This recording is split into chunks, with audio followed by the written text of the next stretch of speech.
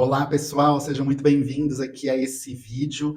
Esse daqui é o vídeo, eu vou dizer que é o vídeo do recomeço aqui no meu canal. Eu estava fazendo vários vídeos, resolvi arquivar tudo, e eu quero a partir de agora, nesse contexto novo, ser muito transparente com você e trazer tudo aquilo que eu ensino para os meus alunos, eu aplico no meu negócio e faz com que eu consiga sempre captar pacientes, viver dos meus atendimentos e ver também dos meus negócios.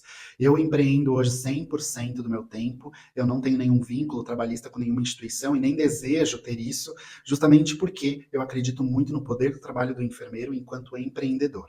Eu atuo em consultório digital, com saúde mental, saúde integrativa, e eu também utilizo esse conhecimento em especial para sono, ansiedade, performance no trabalho, na sua empresa. Meus pacientes geralmente vêm com essas queixas, sendo que a minha área de atuação é saúde mental e saúde integrativa. Quero primeiro destacar para você nesse vídeo, é sobre isso que a gente vai conversar aqui, né? Que é o seguinte: o que faz um enfermeiro em um consultório digital, né? E aí eu quero resgatar com você. Gente, o enfermeiro, ele é um profissional que olha para a pessoa como um todo. Isso a gente ouve durante toda a graduação, mas na verdade a gente não coloca isso em prática. Isso porque a saúde ela ainda está muito biomédica, né? Está com um olhar muito centrado na doença e pouco centrado na pessoa. Ainda que na nossa formação enquanto enfermeiros, a gente aprenda o contrário disso. E isso faz com que a gente tenha uma atuação bastante fragmentada e fora do escopo de atuação do profissional enfermeiro. Quer ver só? Esses dias eu estava conversando com uma aluna e ela estava trazendo que ela atua com diabetes e tudo que se fala sobre diabetes na enfermagem é sobre pé diabético e também sobre questões relacionadas a feridas e a amputação, coisas bem específicas dessa área de atuação. Então, se você pesquisar aí nas bases de dados, ou principalmente no Google, pesquisando, por exemplo, órgãos ou associações para você se associar enquanto enfermeiro nessa área, você vai ver que os materiais são muito voltados para essa área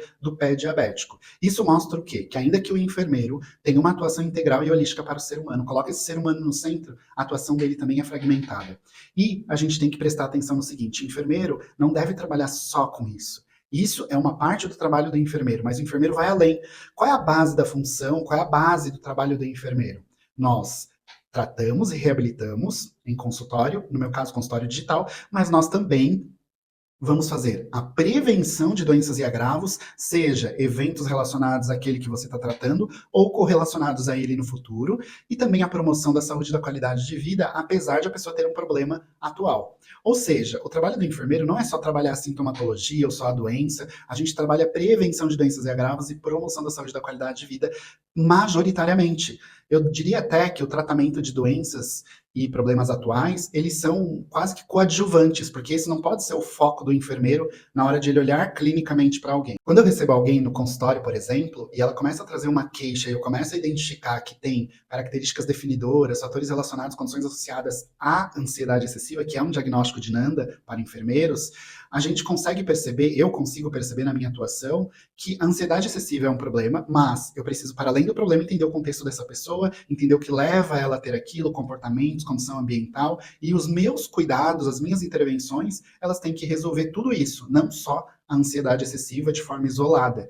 E isso é o diferencial do nosso trabalho. E aí você pode se questionar, né? Gente, mas se essa é a atuação do enfermeiro, o que tem de diferente em relação a outros profissionais? Justamente isso.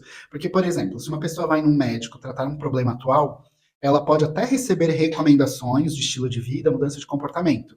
Mas essa não é a prioridade do médico. Tanto que se trata a doença e faz um tratamento sintomatológico, deu, resolveu o problema, a pessoa nem procura mais esse médico, ela nem vê mais problema ali aparente. Mas se ela for num enfermeiro, em consultório, presencial ou digital, e esse enfermeiro não mostrou para essa pessoa que ela tem um problema crônico de comportamentos, pensamentos, sentimentos que levam ela a repetir padrões e se manter naquele mesmo lugar, desenvolvendo aquele mesmo quadro, ela vai desenvolver mais vezes aquele problema. E o enfermeiro não desenvolveu bem o seu trabalho. E isso independe da área, pode ser desde estética ou até áreas voltadas para doenças crônicas, como por exemplo diabetes, que eu trouxe o exemplo da minha aluna, ou até a minha área de saúde mental e saúde integrativa. Então a gente precisa perceber o seguinte: o trabalho do enfermeiro ele tem que ser muito mais amplo do que tem sido até então.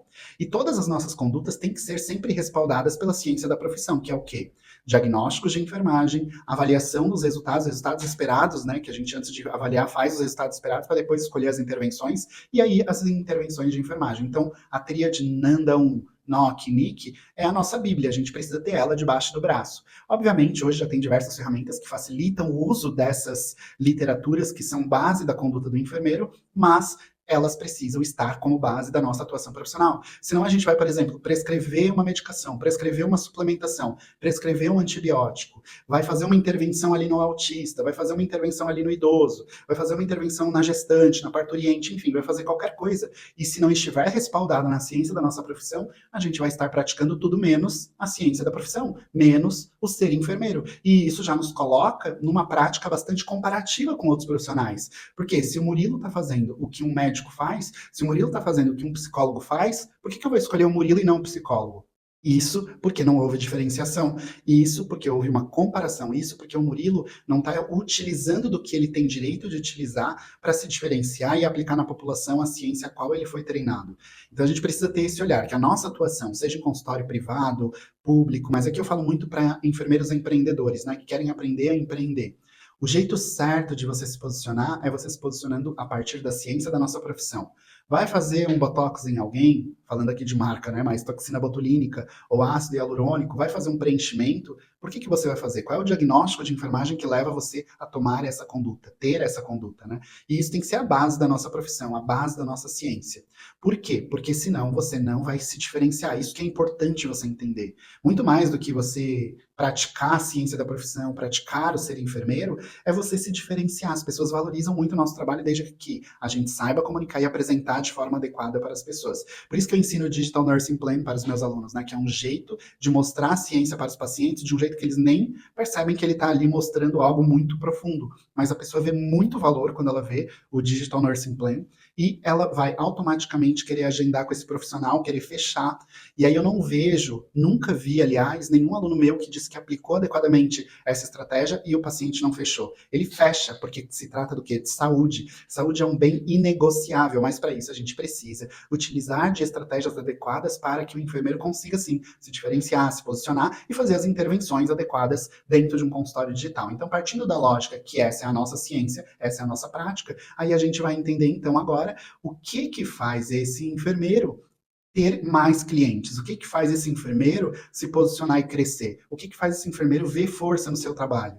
E os pacientes irem chegando cada vez mais para os seus atendimentos? É ele fazer uso das intervenções que ele consegue fazer, tanto em consultório digital como presencial, mas aqui eu vou focar no digital, porque boa parte das intervenções que estão lá em NIC, elas são totalmente aplicáveis em consultório digital. Eu gosto de falar que de 50% a 80% das intervenções dá para fazer em consultório digital. Isso porque eu já fiz uma varredura nas intervenções e vi que todas elas que eu estou falando aqui dessa porcentagem, dá sim para fazer adaptações. 50% com certeza já dá para colocar em consultório digital, eu mesmo utilizo. E de 50% a 80% ali, essa variação de 30%, aí tem que fazer uma adaptação e outra, mas também dá para fazer.